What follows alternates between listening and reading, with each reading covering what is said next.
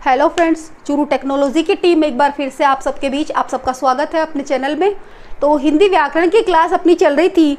हिंदी व्याकरण की क्लास में दो टॉपिक आप लोग पढ़ चुके हो, वर्ण विचार और संधि। वर्ण विचार पूरा होने के बाद आगे हम बढ़ते हैं। आज हम एक नया टॉपिक शुरू करने जा रहे हैं जिसका नाम है शब्द विचार। वर्ण विचार पढ़ा, उसके बाद हमने बीच में संधि पढ़ ली थी, लेकिन अगला जो टॉपिक है वर्ण के ठीक बाद में वो आता है शब्द। क्योंकि हमने शुरुआत में बात की थी कि वर्ण से शब्द बनते हैं, शब्दों से वाक्य बनते हैं, ठीक है। तो आज हम बात करेंगे शब्दों की। शब्द क्या होते हैं, शब्द किसे कहते हैं, शब्द किस तरह से बनते हैं और शब्दों को कितने भागों में हमें बांटा गया है। हिंदी भाषा में शब्दों का वर्गीकरण जो है वो किस किस प्रकार से किया गया है, किस शब्द को हम किस तरह से पहचानेंगे कि कौन सा शब्द ये है। तो आज का हमारा जो टॉपिक है शब्द विचार। जो शब्द विचार का टॉपिक आप पढ़ रहे हो उसमें आप ये बताना मेरे को कि कितना आप लोगों को समझ में आ रहा है। पीछे वाला टॉपिक भी आप लोगों ने कमेंट करके बताना है और ज़्यादा से ज़्यादा वीडियो को लाइक शेयर सब्सक्राइब करना है। तो बात करें हम सबसे पहले शब्द की। शब्द होता क्या है, किसे कहते हैं शब्द, शब्द की डेफिनेशन क्या होगी, शब्द की परिभाषा क्या होगी, शब्द किसे कहा जाएगा। पहला प्रश्न यही आता है कि शब्द है क्या, किसको हम शब्द कह सकेंगे। अब अगर हम बात करें कि वर्णों के मिलने से शब्द को कहते हैं तो वर्ण तो देखिए आपके क में भी वर्ण है, क के अंदर दो वर्ण है। कैसे कि क भी है और ए भी है। लेकिन क्या इसे हम शब्द कह सकते हैं, क्या इसको शब्द कहा जा सकता है। अगर मान लो इसमें हम आ की मात्रा लगा ले, ए की जगह आ स्वर कर दे तो क्या ये स्वर होगा, डेफिनेटली नहीं होगा। तो इसे हम क्या कहेंगे और शब्द निर्माण कैसे होगा उसकी चर्चा हम करेंगे इसमें। तो देखते हैं। शब्द से पहले हमें ये पता होना चाहिए कि वर्णों के मिलने से क्या होता है। जब दो या दो से अधिक वर्ण मिल जाते हैं तो वो क्या बनाते हैं। जैसे अभी हमने देखा था क का एग्जाम्पल, देखते हैं। क जो है, इस क के अंदर क के साथ ए की ध्वनि छुपी हुई है।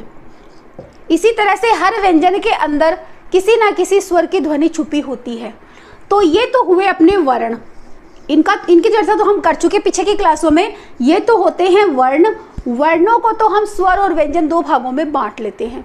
अब जब ये दो वर्ण मिले और इन्होंने क का निर्माण किया तो इस क को क्या बोलेंगे, इस क को कहा जाएगा अक्षर। क्या कहेंगे, अक्षर। अक्षर का अगर हम शाब्दिक अर्थ देखें तो अक्षर का अर्थ होता है जिसका कभी क्षर ना हो, यानी जो कि टुकड़े तो हो लेकिन उसमें से अगर आप एक को हटा दोगे तो वापस वो अर्थ नहीं रह पाएगा। आपने टुकड़े किए क और ए, आप इसमें से क को हटा दीजिए तो क्या ए हमें वो बता पाएगा जो क बता रहा है, नहीं बता पाएगा। अगर हम इसमें से ए को हटा दें तो भी नहीं बता पाएगा। कैसे, एग्जांपल देखना। जैसे एक शब्द लिया हमने कमल। अब कमल शब्द है, इसके अंदर जो अक्षर हैं वो क है, मैं है, ल है। अब आप किसी भी अक्षर में से स्वर हटाओ या व्यंजन हटाओ, क्या वापस वो अर्थ आएगा, नहीं आएगा। देखना कैसे, देखते हैं। जैसे क है, इसमें से मान लो मैंने स्वर को हटा दिया तो अपने पास इस तरह से बचेगा। क्या अब ये सही है, नहीं है, गलत, ठीक है। चलो इसमें से अपन व्यंजन को हटा देते हैं। अगर इसमें से व्यंजन को हटा दे तो अपने पास बचेगा, क्या ये सही है, ये वो अर्थ नहीं दे रहा जो हमें कमल शब्द दे रहा था, तो ये भी गलत है। यानी कि अक्षर वो हैं जिनमें टुकड़े तो हो सकते हैं लेकिन टुकड़े करने पर उनका वो अर्थ नहीं निकलता, इसीलिए इन्हें अक्षर कहा जाता है जिनका क्षर ना किया जा सके। या वे ध्वनियाँ, वे वर्ण ध्वनियाँ जिनका उच्चारण सांस के एक झटके में किया जा सके, उन्हें कहते हैं अक्षर। एक झटके में, सांस के एक झटके के साथ जिनका उच्चारण हो जाए उसे अक्षर कहा जाता है। वापस आते हैं अपने टॉपिक पे कि अक्षर और शब्द का क्या लेना देना है, क्यों मैंने ये बताया आपको अक्षर क्या होते हैं। अब देखना, शब्द लिखते हैं हम। जैसे कमल वाला शब्द मैंने लिया, इसी को हम अगर इस तरह से लिख दें कमल, एक इसी को मैं चेंज करके लिखूं, ये लो, वही वर्ण है, वही अक्षर है, खाली मैंने क्रम चेंज किया है। किसका सही अर्थ निकल रहा है और किसका हमें अर्थ समझ में आ रहा है। सीधी सी बात है, ऊपर वाले का समझ में आ रहा है, इसका कोई अर्थ नहीं है। हो सकता है किसी भाषा में होगा, लेकिन हिंदी भाषा में इसका कोई अर्थ नहीं लिया जाता। और हम बात कर रहे हैं हिंदी की, तो हमें तो हिंदी के हिसाब से पढ़ना पड़ेगा। तो जिन अक्षरों का अर्थ नहीं निकलता वो तो निरर्थक हो गए। तो शब्द की परिभाषा हम क्या देंगे? शब्द की परिभाषा देंगे अक्षरों के, वर्णों या स्वरों का नहीं, अब अक्षर आ गए हैं, अक्षरों के सार्थक। ध्यान रहे, सार्थक को अंडरलाइन कर लेना, क्योंकि प्रश्न यही पूछा गया है कि शब्द अक्षरों के कैसे क्रम को, तो अक्षरों के सार्थक समूह को, अक्षरों के सार्थक समूह को शब्द कहा जाता है। अक्षरों के सार्थक समूह को शब्द कहा जाता है, शब्द कहा जाता है। सार्थक समूह है यानी कि जिसका अर्थ निकले। हमने बात करी थी अभी इस एग्जाम्पल की, तो इसका तो अर्थ निकल रहा था, कमल शब्द का अर्थ निकल रहा था, लेकिन जो नीचे मैंने लिखा था ल कम, इसका कोई अर्थ नहीं था। तो सार्थक होना चाहिए, जो समूह आप शब्द का लिखो वो समूह क्या सार्थक होना चाहिए, किसी अर्थ को देने वाला होना चाहिए, तभी हम उसको क्या कहेंगे? शब्द कहेंगे। समझ में आया कि शब्द किसे कहते हैं? अक्षरों के सार्थक समूह को शब्द कहा जाता है। अब बात करेंगे कि हिंदी भाषा में जो शब्दों का वर्गीकरण है वो कितने प्रकार से किया जाता है।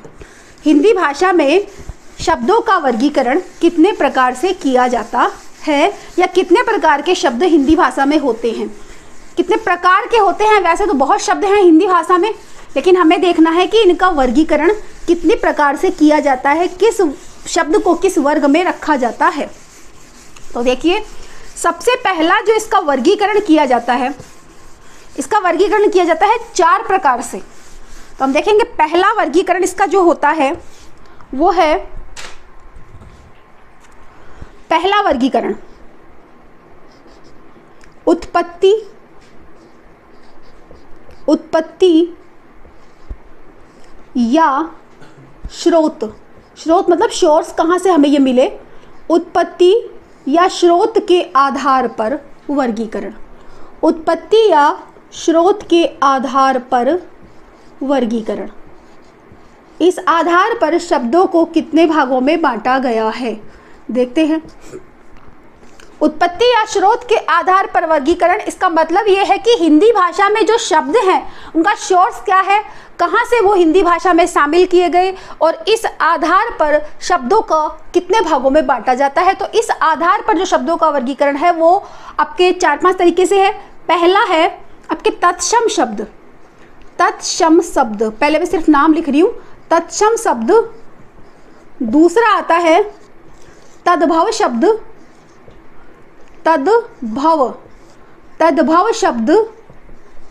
तीसरा आता है देशज शब्द, देशज शब्द। चौथा आता है विदेशी शब्द या विदेशज शब्द भी इनको कहा जाता है, विदेशी शब्द। ठीक है। स्रोत के आधार पर या उत्पत्ति के आधार पर हिंदी भाषा के शब्दों को 4 भागों में बांटा गया। कौन कौन से 4 भाग आपके सामने लिखे हुए हैं। सबसे पहला आता है तत्सम शब्द। तत्सम यानी कि उसके समान। किसके समान? आप सबको पता है कि हिंदी भाषा जो है वो कहाँ से ली गई? संस्कृत भाषा से ली गई। सभी भाषाओं की जननी संस्कृत है, तो हिंदी भी संस्कृत से ही निकली है। अब संस्कृत भाषा से ली गई तत्सम यानी उसी के समान। किसके समान? जैसी इसकी माँ वैसी इसकी बेटी। ठीक है, अपनी माँ के समान है ये, यानी कि संस्कृत के कुछ शब्द ऐसे हैं जो हिंदी भाषा में संस्कृत के समान ही रख लिए गए, जिनका संस्कृत में जो जैसा रूप था वैसा का वैसा ही उन्हें संस्कृत भाषा में, हिंदी भाषा में ले लिया, उन्हें कहते हैं तत्सम शब्द। अब अगर आपसे कोई पूछे कि तत्सम शब्द किसे कहते हैं, तो आप सीधा सीधा बता सकते हो कि संस्कृत भाषा के वे शब्द जिनको बिना किसी परिवर्तन के, बिना बदलाव किए हिंदी भाषा में शामिल कर लिया गया, उनको मान्यता दे दी गई, हिंदी भाषा में उसको हम आज भी काम में लेते हैं, उन्हें कहते हैं तत्सम शब्द। एग्जाम्पल के लिए देखना, जैसे हम शब्द लेते हैं आपके कृष्ण। कृष्ण जो शब्द है वो संस्कृत भाषा का है। कृष्ण शब्द संस्कृत भाषा का है। इसके अलावा हम लिखते हैं प्रातः काल, प्रातः काल जो शब्द है वो आपके संस्कृत भाषा का है, तो वो भी तत्सम है। हम शब्द लेते हैं चूर्ण, तो चूर्ण क्या है? संस्कृत भाषा का ही शब्द है। तो इन्हें हम हिंदी भाषा में ऐसे का ऐसा ही रख लेते हैं, इसलिए इन्हें कहा जाता है तत्सम शब्द, यानी कि वे शब्द जो सीधे सीधे संस्कृत भाषा से बिना किसी परिवर्तन के हिंदी भाषा में शामिल कर लिए गए और आज तक उनको उसी रूप में हम काम में ले रहे हैं, वो क्या है? तत्सम शब्द है। ठीक है। दूसरी बात करें हम तद्भव शब्द। तद्भव, देखो इसमें टुकड़े करके देखना, अगर आपको संधि वाला याद आ रहा है तो तद्भव का अर्थ होता है तत्भव। तत्भव, तत् यानी उससे, भव यानी होना, उससे हुए। किससे हुए? संस्कृत से हुए। संस्कृत से आए, लेकिन समय के साथ संस्कृति में जैसे जैसे परिवर्तन हुआ वैसे वैसे भाषा में परिवर्तन हुआ। और हर मनुष्य ये चाहता है आराम, हर काम में आराम चाहिए होता है मनुष्य को। अब बोलने में भी जोर आता है तो क्या करते हैं? सुविधा के हिसाब से शब्द का अर्थ भी बदल देते हैं। कई बार तो शब्द होता कुछ और है, हम उसको कुछ और बोल देते हैं और वही आम बोलचाल की भाषा में शामिल हो जाता है। उसे कहा जाता है तद्भव शब्द। वे शब्द जो संस्कृत भाषा के थे लेकिन आम बोलचाल की भाषा में धीरे धीरे समय के साथ परिवर्तन आया और उन शब्दों का क्या रूप बदल गया। कैसे? देखते हैं। जैसे शब्द था दधी, शब्द क्या था? दधी। अब इंसान आराम पसंद है तो दधी बोलने में जोर आया और धीरे धीरे दधी का रूप बदलते बदलते क्या हो गया? दही हो गया। तो दही क्या है? तद्भव है। और दही क्या, दही क्या है? तद्भव है। और दधी क्या था? तत्सम था। दधी संस्कृत भाषा का शब्द है और उसी को मनुष्य ने अपने आराम के लिए, अपनी सुविधा के लिए, या आप समझ सकते हो कि बोलचाल का जो असर पड़ा उस पर क्षेत्रीय असर भी पड़ा, आपके स्थानीय असर भी पड़ा और दधी शब्द जो था वो खत्म हो गया और दधी की जगह आज जो प्रचलित शब्द है वो दही है। तो तद्भव शब्द वो है जो संस्कृत भाषा से आए लेकिन समय के साथ उनमें क्या बदलाव हो गया। दधी। इसी तरह एग्जाम्पल और देखिए, जैसे हम लेते हैं घृत। घृत जो शब्द है उसका संस्कृत का शब्द है और इसका हिंदी में हो गया है घी। हिंदी में क्या हुआ? घी। ठीक है। इसी तरह से बहुत सारे शब्द हैं जो संस्कृत से हिंदी में आए लेकिन उनका रूप बदल गया, उन्हें कहते हैं तद्भव शब्द। तीसरी बात हम करें देशज शब्द। वे शब्द जो किसी क्षेत्र विशेष के थे या क्षेत्रीय स्तर पे बोले जाते थे या देसी आम बोलचाल की भाषा के शब्द थे, लेकिन उन्हें भी क्या ज़्यादा प्रभावित होने के कारण, ज़्यादा यानी बाहुल्य हो गया उन लोगों का, बोलने वालों का, तो क्या किया गया? उन्हें हिंदी भाषा में शामिल कर लिया गया और वो देशज शब्द कहलाए। जैसे देखिए, आप एग्जाम्पल के लिए शब्द लेते हैं हम लोटा। लोटा जो शब्द है वो हिंदी भाषा का शब्द नहीं है क्योंकि ना वो संस्कृत में था। अब संस्कृत में ही नहीं था तो उसको चेंज कैसे करेंगे? तो ये जो शब्द है ये क्या था? देशज शब्द था। और देखिए जैसे खाट, हम बोलते हैं ना खाट, ये क्या था? देशज शब्द है। इसके अलावा जैसे हम लेते ठठेरा। ठठेरा जो शब्द है वो क्या है? वो आपके देशज शब्द हैं, लेकिन अब इनका वर्तमान में यही रूप प्रचलन में आ गया है तो इन्हें हिंदी भाषा में शामिल कर लिया गया। ये हो गए आपके देशज शब्द। चौथी हम बात करें विदेशी शब्द। विदेशी शब्द सबको पता है कौन से होते हैं कि विदेशी भाषाओं से आए शब्द। अब विदेशी भाषाओं के शब्द कैसे आए भारत में, इसके पीछे भी आप सबको पता है जो कहानी है, क्योंकि भारत में कई विदेशी शक्तियों ने अपना शासन किया था और उन विदेशी शक्तियों की ना केवल राजनीतिक असर पड़ा था बल्कि अपने यहाँ सामाजिक और सांस्कृतिक प्रभाव भी उनका पड़ा था। तो उनकी जो बोलचाल की भाषा थी, उनके बहुत से शब्द हमारे यहाँ आज भी हमने उसी रूप में अपना रखे हैं और उसी तरह से हम बोलते हैं। जैसे हम बोलते हैं, आप सबको पता है डॉक्टर। डॉक्टर जो शब्द है वो क्या है? अब ये हिंदी का तो नहीं है, सबको पता है ना, इंग्लिश का है। इसके अलावा हम देखते हैं आपके वकील जो शब्द है, वकील शब्द क्या ये हिंदी का है? नहीं है। हिंदी में वकील को क्या कहते हैं? इंग्लिश में एडवोकेट कहते हैं। वकील को हिंदी में क्या कहते हैं? अब इन शब्दों का अर्थ हिंदी में देखो ना तो बहुत आपको अजीब लगेगा। जैसे वकील है या फिर हम देखते हैं जज जो है, इनका अगर आप हिंदी में देखो तो अर्थ देखना, वकील का अर्थ होता है हिंदी में अधिवक्ता कहा जाता है। बोलने में कितना जोर आता है, कौन बोले अधिवक्ता, सीधी सी बात है वकील, और आजकल तो वकील भी बोलने में जोर आता है, सीधा ही एडवोकेट बोल देते हैं। जज, अब छोटा सा नाम है जज, लेकिन अगर इसको शुद्ध हिंदी में बोला जाए तो इसका नाम होता है न्यायाधीश। ठीक है, तो हमने अपने आराम के लिए इनको चेंज किया है। इसके अलावा आपको जानकर आश्चर्य होगा कि जिसको हम हिंदी का शब्द समझ के बैठे हैं, संतरा, ऑरेंज, ये किस भाषा का शब्द है? क्या ये हिंदी का शब्द है? ये हिंदी का शब्द नहीं है। संतरा आपके फ्रांसीसी शब्द है, फ्रांसीसी भाषा का शब्द है संतरा। हिंदी में क्या कहते हैं? नारंगी। शुद्ध हिंदी में इसका नाम नारंगी है। ध्यान रहे, प्रश्न इसी तरह से आएगा कि निम्नलिखित में से कौन सा विदेशी भाषा का शब्द है, तो ये ध्यान रहे स्पेशल इस तरह से। जैसे और आते हैं आपके रिक्शा, रिक्शा जो शब्द है वो किस भाषा का है? रिक्शा आपके जापानी भाषा का शब्द है। ठीक है, इसी तरह से आपके रेस्टोरेंट है, बहुत से शब्द ऐसे हैं, अदालत है, तो किताब है, कुर्सी है, मेज है, वो क्या है? हिंदी भाषा के शब्द नहीं है, उनको हिंदी भाषा में हमने शामिल कर लिया है। तो इसको पढ़ने के लिए आप लोगों के पास जो भी आपको बुक अवेलेबल हो, हिंदी व्याकरण की जो किताबें हैं उनमें आपको मिल जाएंगे देशी शब्द, विदेशी शब्द। इसके अलावा क्या है कि वीडियो अब जब टॉपिक खत्म हो जाएगा उसके बाद में आप लोगों को इन शब्दों की पूरी एक PDF भी मिलेगी कि तत्सम शब्द कौन से हैं, तद्भव शब्द कौन से हैं। क्योंकि प्रश्न किस तरह से आएगा यहाँ से ध्यान देना, इसमें से एक प्रश्न अगर आता है तो किस तरह से आता है। आपको शब्द दिया गया, जैसे आपको शब्द दिया कच्छप और पूछ लिया कि कच्छप जो शब्द है उसका तद्भव रूप क्या होगा। अब नीचे 4 ऑप्शन दिए हैं, तो हमें ये पता होना चाहिए कि किस तत्सम का तद्भव क्या बनेगा। तो कच्छप जो शब्द है उसका तद्भव आपके कछुआ है। क्या है? कछुआ।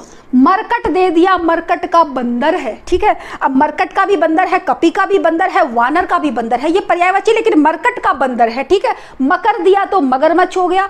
तो इन सब की शब्दों की आपको जो PDF है वो ये टॉपिक शब्द विचार का खत्म होने के बाद मिलेगी, तो वीडियो को कंटिन्यू देखना है। ठीक है, अब देखिए इसी तरह से मान लो आपको तद्भव दिया, ये शब्द दे दिया, घी दे दिया और पूछ लिया कि घी का तद्भव क्या है।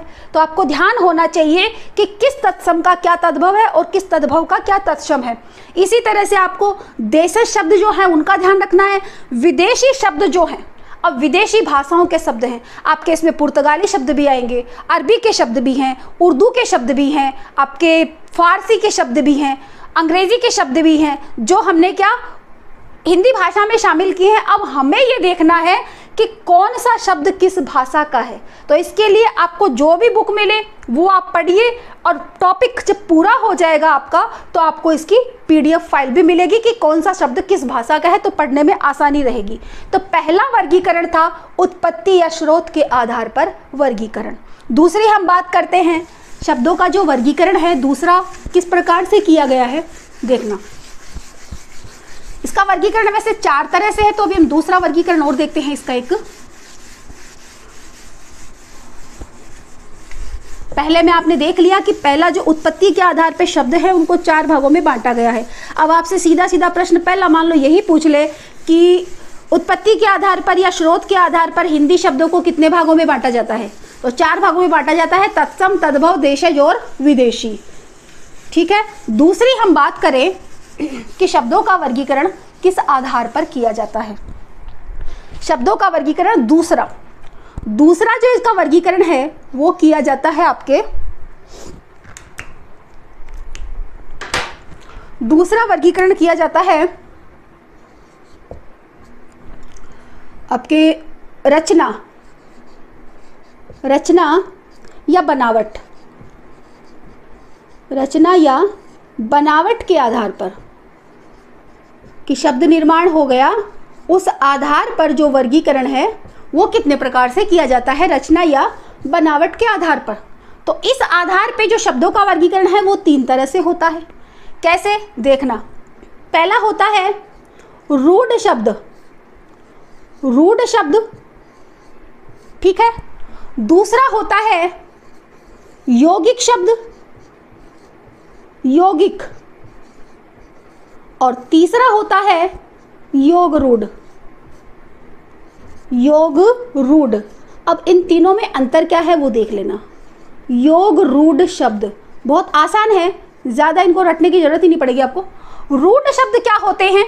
रूढ़ शब्द वे होते हैं जिनके ना तो टुकड़े हों, और टुकड़े अगर हो भी जाएं तो उनका कोई अर्थ नहीं हो। क्या ध्यान रखना, इनके ना तो टुकड़े होंगे, टुकड़े नहीं किए जा सकते, टुकड़े नहीं होंगे, ठीक है। अगर टुकड़े हो गए तो टुकड़ों का अर्थ नहीं होगा। किसका? टुकड़ों का अर्थ नहीं होगा, टुकड़ों का अर्थ नहीं। और तीसरी बात, इनका जो अर्थ है, पहली बात टुकड़े नहीं होंगे, दूसरी बात अगर टुकड़े हमने कर दिए तो टुकड़ों को कोई अर्थ नहीं है, और तीसरी बात इनका एक ही अर्थ रहता है, एक ही अर्थ, इनका अर्थ किसी भी परिस्थिति में एक ही रहता है। कैसे? जैसे एग्जाम्पल लिया हमने, रूढ़ शब्द की बात कर रहे हैं कि रूढ़ शब्द जो होता है उसके टुकड़े नहीं होते। अगर इसके टुकड़े हम कर लें, करके देखें, तो एक टुकड़े का कोई अर्थ नहीं निकलता, यानी जो टुकड़े हमने किए उनका कोई अर्थ नहीं निकलता। और तीसरी बात, इनका अर्थ एक ही रहता है। जैसे एक शब्द लिया हमने, दिन।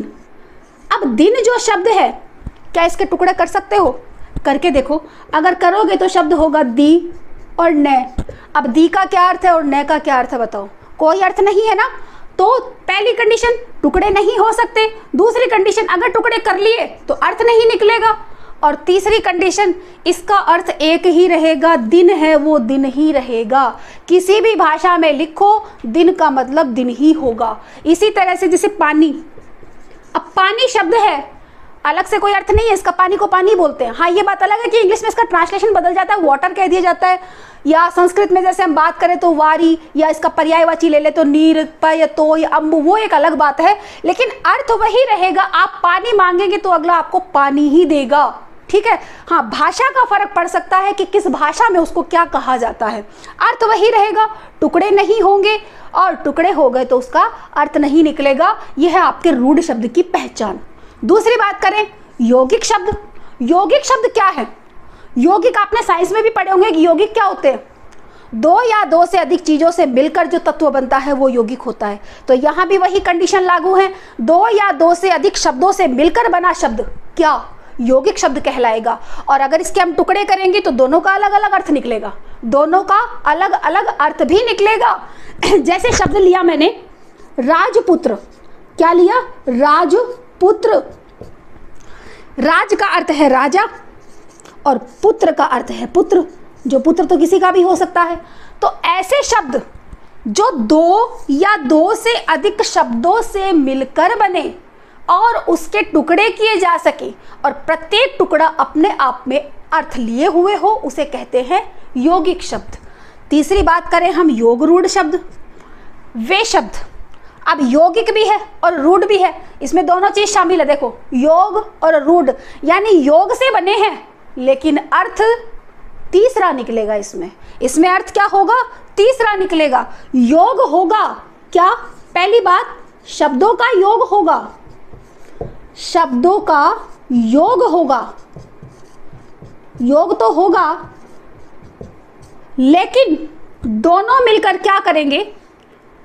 दोनों मिलकर नया अर्थ बनाएंगे, नया अर्थ यहां पर निकल कर आएगा, नया अर्थ निकल कर आएगा। जैसे एग्जाम्पल देखना इसका, जैसे हम बात करें, शब्द लेते हैं, जैसे हमने लिया रत्नाकर, शब्द लिया रत्नाकर।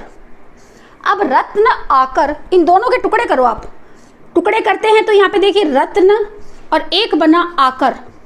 रत्न का अर्थ होता है आपके हीरे जवाहरात, क्या? हीरे या जवाहरात, जिनको आप डायमंड्स वगैरह कहते हो, हीरे जवाहरात, जवाहरात, हीरे जवाहरात, ठीक है। और आकर का अर्थ होता है, आकर आप लॉकर से समझ लेना, आकर का अर्थ होता है खजाना। आकर या लॉकर एक ही बात है, जवाहरात या खजाना। रत्न और आकर, आकर का अर्थ है खजाना, रत्न का अर्थ है हीरे जवाहरात। लेकिन योग रूढ़ शब्द की पहचान क्या है कि दोनों मिलकर तीसरा अर्थ बनाएंगे। अब ना तो यहाँ हीरे जवाहरात का मतलब है, ना यहाँ खजाने से मतलब है। यहाँ जो अर्थ निकल के आएगा वो क्या आएगा? रत्नाकर का अर्थ होता है समुद्र, रत्नाकर कहा जाता है समुद्र को। ध्यान रहे, योग रूढ़ जो शब्द हैं उनका उदाहरण ज़्यादातर आपके बहुव्रीहि समास से मिलने वाले हैं। बहुव्रीहि समास में भी यही होता है, दो शब्द होते हैं लेकिन दोनों मिलकर तीसरा अर्थ प्रकट करते हैं। इसकी बात हम करेंगे जब समास पढ़ेंगे। तो एक बार वापस रिपीट करती हूँ मैं आपको कि रचना के आधार पर जो शब्दों के प्रकार हैं वो तीन हैं। पहला है आपके रूढ़ शब्द। रूढ़ शब्द में आपने क्या देखा कि टुकड़े नहीं होंगे, टुकड़े अगर हो गए तो टुकड़ों का अर्थ नहीं निकलेगा। और तीसरी सबसे खास बात कि इन शब्दों का अर्थ वही रहेगा, भाषा में अनुवाद का फर्क पड़ सकता है लेकिन अर्थ वही रहना है। ठीक है। दूसरी बात करें यौगिक शब्दों की। यौगिक शब्द वे शब्द होते हैं जो दो या दो से अधिक शब्दों के मेल से बनते हैं और हर शब्द का अलग अलग अर्थ निकलता है। अगर हम टुकड़े करें तो दोनों का सेटिस्फाई संतोषजनक अर्थ हमें मिल सकता है। तीसरी बात करें योग रूढ़ शब्द। शब्दों का योग होता है, दो या दो से अधिक शब्द इसमें होते हैं लेकिन दोनों शब्द मिलकर अपना अपना अलग अर्थ देते हैं, लेकिन शब्द में जब वो साथ आएंगे तो क्या होगा, तीसरा ही अर्थ पैदा करेंगे। एग्जाम्पल में हमने देखा कि रत्नाकर जो शब्द है उसमें रत्न का अर्थ हीरे जवाहरात, आकर का अर्थ खजाना, लेकिन रत्नाकर शब्द अगर देखा जाए तो उसका अर्थ होता है समुद्र। इसी के साथ आपका शब्द विचार के जो आपका दो विभाजन है हमने देख लिए। इसके बाकी बचे हुए दो विभाजन हम आगे के वीडियो में और देखेंगे। कंटिन्यू बने रहें चैनल के साथ, चैनल को सब्सक्राइब कर लें और वीडियो देखने के लिए धन्यवाद। आगे की वीडियो आपको कंटिन्यू मिलते रहेंगे, बने रहिए चैनल के साथ। धन्यवाद।